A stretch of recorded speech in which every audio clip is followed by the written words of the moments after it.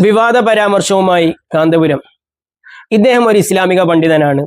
പറഞ്ഞത് മുസ്ലിം സമൂഹത്തോട് ഇസ്ലാമിന്റെ നിയമങ്ങളെ പറ്റിയാണ്. ഇതെങ്ങനെയാണ് ഒരു വിവാദ പരാമർശമായത്? വിവാദ പരാമർശമല്ല ഇത്.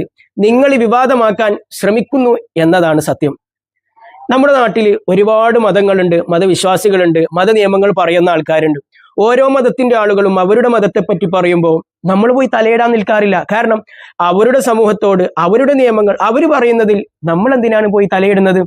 ഓരോ മതക്കാർക്കും അവരുടെ നിയമങ്ങൾ വലുതാണ്.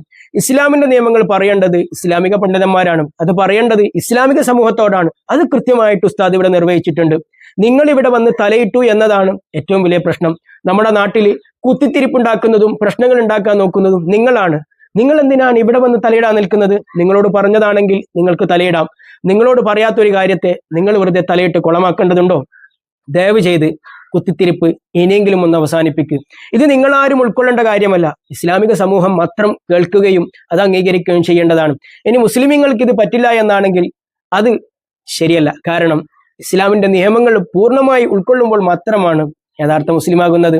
ഈ നിയമം പറയേണ്ടി വന്നത് തെറ്റുകളിലേക്ക് ആളുകൾ പോകുന്നത് കാണുമ്പോൾ ഉസ്താദ് ഉണർത്തിയതാണ്. ഇസ്ലാമിന്റെ നിയമം തുടക്കം മുതൽക്ക് ഇന്നവരെയും ഇനി അങ്ങോട്ടും ഒരേ നിയമമാണ്. അത് നിങ്ങൾ ആര് പറഞ്ഞാലും മാറ്റാൻ സാധിക്കുകയില്ല.